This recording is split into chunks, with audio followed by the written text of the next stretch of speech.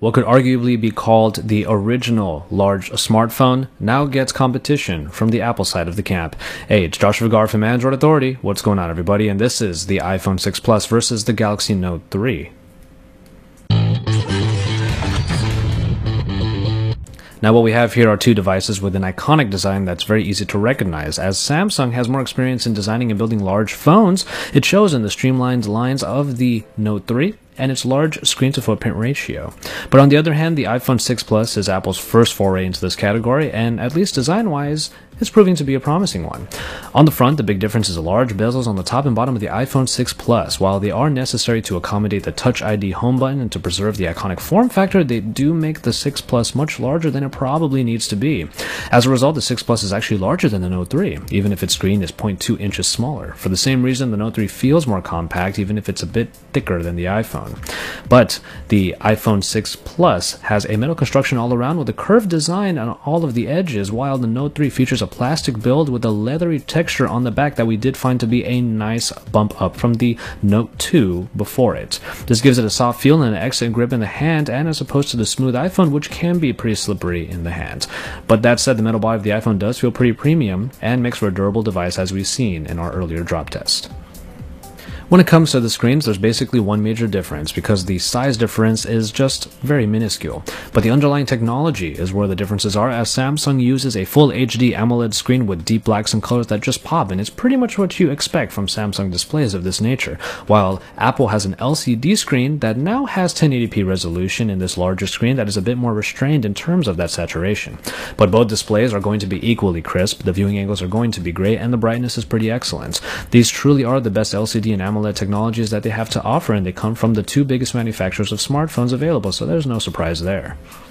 When you look at just the specs on paper, the Note 3 does seem to have more powerful specifications, but then again, we're talking about very different platforms and very different needs from both of them in their processing packages, because the 6 Plus comes with a dual-core new A8 processor and 1GB of RAM, but that is more than enough to make the device fly through its user interface and apps, apparently. The Note 3 is no slouch either, even if it's already a year old. With the Snapdragon 800, that still remains a top processor and is helped by 3GB of RAM, which help it with all of the multitasking it is available to do. The iPhone 6 Plus features 16, 64, and 128GB of storage, while the Note 3 only had 64GB, though the micro SD card slot can make up for that difference. And the 6 Plus does have that fingerprint scanner in its circular home button, and if that's important to you, we will say that the Note 4 coming next month will have it in its home button at that time. The Note 3 has a slightly larger battery, and it also has the benefit of being removable, so we expect that both devices will feature pretty great battery life, but it is nice that the Note 3 will be able to let you use spares if you so need them. We make it over to camera, where we find a 13-megapixel rear camera shooter in the Note 3 that did a great job in bright scenes with crisp details and fine color reproduction. The camera was known for its good macros, solid video, and a multitude of software features and options that you may or may not be using. It's in low light situations that the Note 3 does show some of its limits, which is a problem that is common on many mobile devices, especially when there's no optical image stabilization.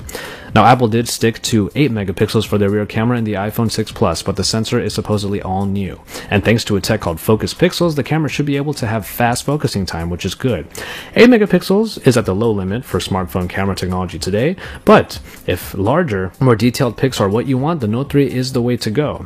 But the iPhone 6 Plus does come with optical image stabilization, which might help it perform better in low light tests.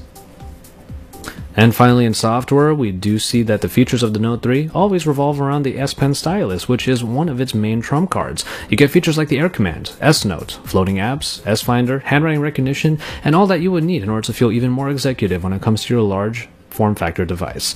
But Samsung does make good use of the screen real estate with its multi-window feature, which lets you open up 2 apps at a time, and floating apps let you pin all the small utility apps like Calculator and S Note on the screen for easy access. So there's no shortage of what you're able to do with the Galaxy Note 3, something that we've always come to expect from Samsung at this point. But the iPhone 6 Plus comes with the same colorful interface introduced last year, but with a bevy of new features that bring iOS closer to Android in terms of sheer functionality.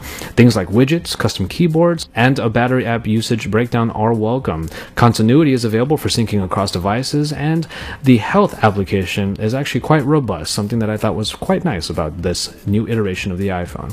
So overall, the iPhone 6 Plus is becoming quite the competitive device, but the Note 3 is probably the better productivity device because its multitasking abilities are definitely more powerful than that of the iPhone 6 Plus.